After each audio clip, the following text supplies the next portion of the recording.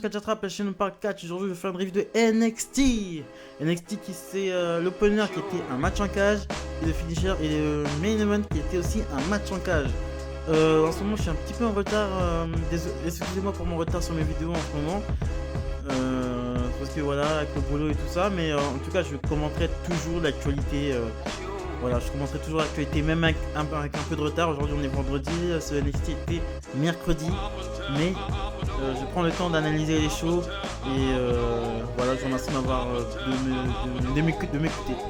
Donc, on commence le show avec Tegan Knox contre Dakota Kai, le match en style cage match qui avait été annoncé la semaine dernière. Avec Raquel Gonzalez dans le coin de Dakota Kai. Donc le match était c'était un bon match. Franchement, les filles se sont données à fond. Les filles se sont vraiment données à fond. On a eu des bonnes prises. À un moment donné, il y a une prise qui a été portée par Tegan Knox, je crois. Une sorte de backstabber inversé. J'ai trouvé cette prise magnifique et très violente. Donc le finish, c'est que Tegan Knox veut sortir de la cage. Elle est déjà de l'autre côté. Mais Raquel Gonzalez coince la porte sur les jambes de Tegan Knox. Ce qui fait que Tegan Knox est coincée entre la porte et la cage en fait. Elle est coincée entre la porte et la cage. Raquel Gonzalez la bloque en fait. Je sais pas si vous voyez, sa jambe est au niveau de la porte de la cage en fait. Ses jambes sont au niveau de la porte de la cage. Ce qui permet à Tegan Knox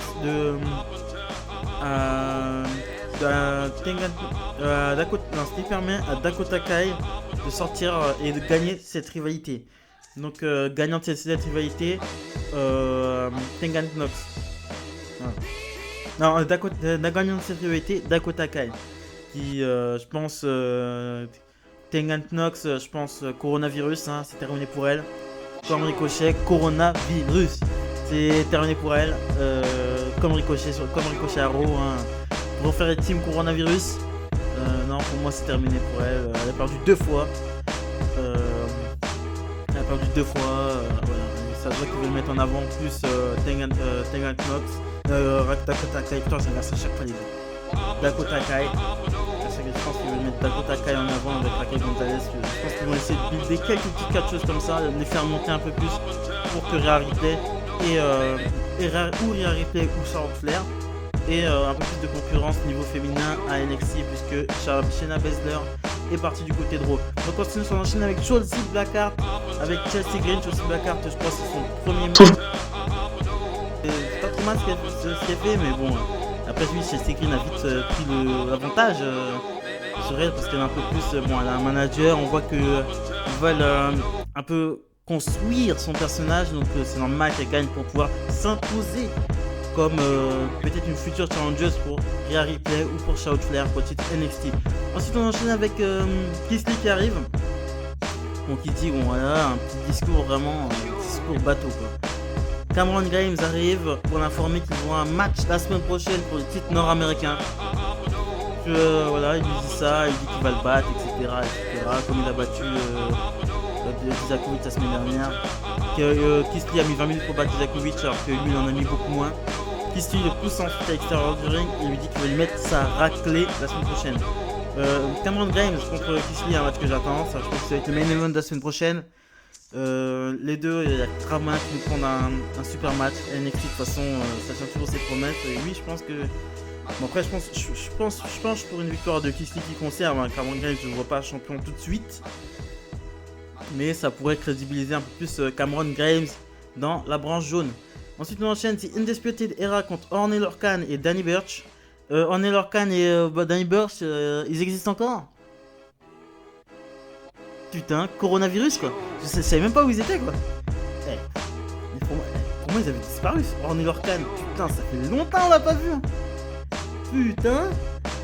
Donc victoire de Undisputed Era avec un high and low sur Orne Lorcan qui était en train de faire... Kyle O'Reilly et Bobby Fish étaient dans les deux coins opposés du ring. Orne Lorcan commençait à foncer pour faire sa... Il porte une manchette portée à l'européenne sur les deux. Ils étaient sur les deux angles droits du ring. Et ils en ont profité pour lui faire le high and low comme il était entre les deux. C'était un très beau finish. Je trouvais que c'était très intelligent ce finish.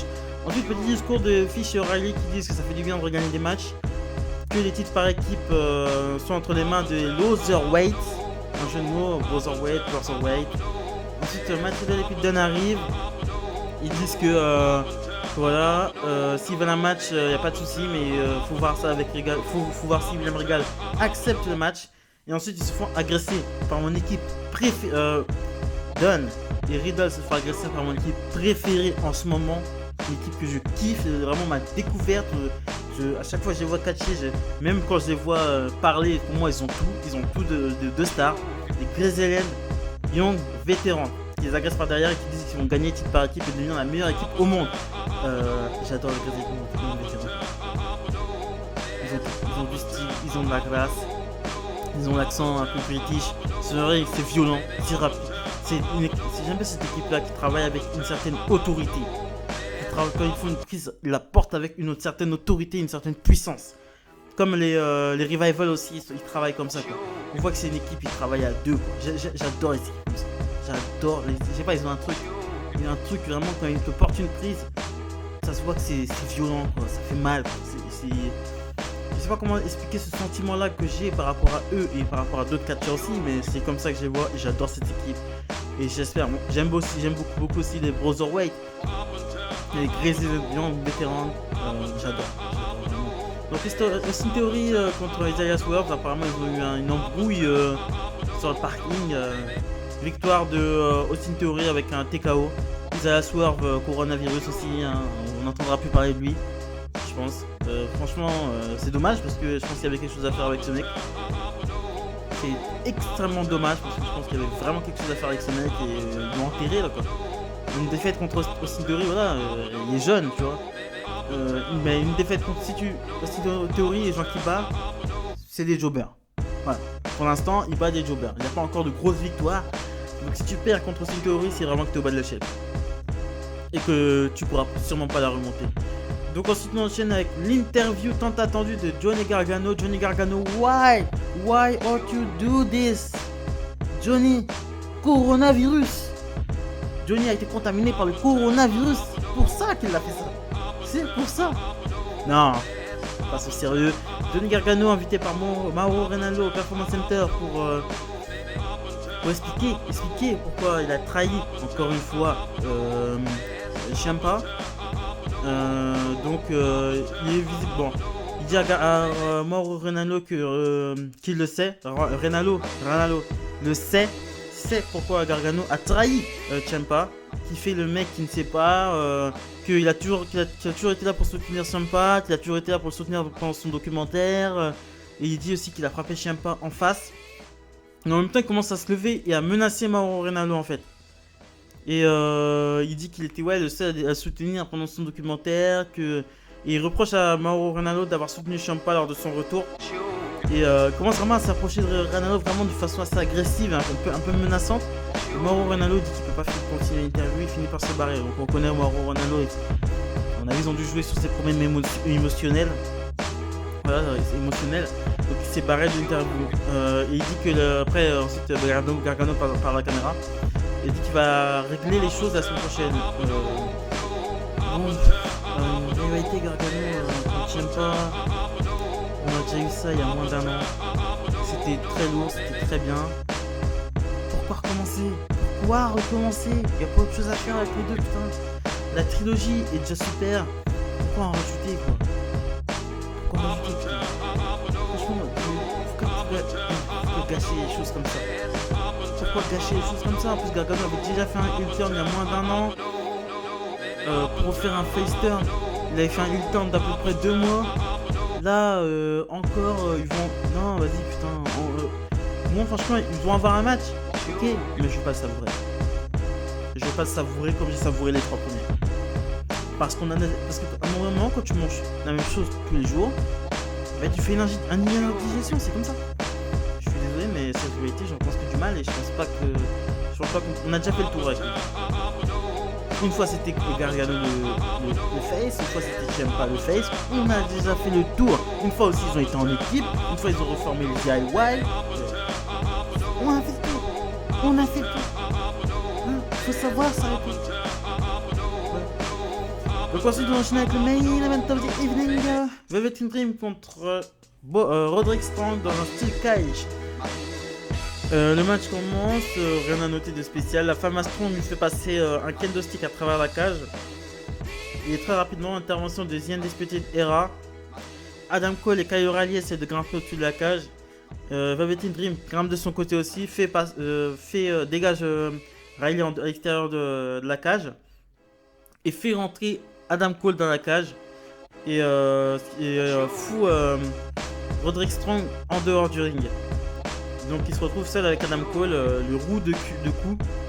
Et ensuite il fait un Dream Valley Driver sur une chaise et le frappe avec la ceinture et finit chaud en célébrant. Elle est où la rage de vaincre en fait? Tu pousses Roderick Strong à l'extérieur du ring et ensuite c'est toi qui auras le match pour le titre NXT. Non, j'aurais donné à Roderick Strong, c'est lui qui a gagné. Logique, oui, Wrestling Clinic qui disait ça je crois. C'est vrai que les victoires n'ont plus aucun sens en fait. Voilà. Les victoires n'ont plus aucun sens quoi. C'est fou parce que moi quand j'ai commencé à regarder la WWE en 2007, 2008, quand un catcheur avait une victoire, c'était voilà, une victoire à mener à un truc. Voilà. Les gens se battaient pour avoir un titre avant. Les gens se battaient vraiment. C'était vraiment la guerre pour avoir un titre. Il y avait des rivalités basées rien que sur des fiertés, rien que sur des. Voilà quoi. La rage de vaincre. On dirait que plus personne n'a la rage de vaincre, plus personne n'a envie de gagner en fait. Donc en fait oui, c'est ce que je pensais de ce NXT. Voilà. Ce NXT, bon, il était bon, mais il y a eu des meilleurs NXT. Donc abonnez-vous, likez, très important pour le développement de la chaîne. Et salut les amis.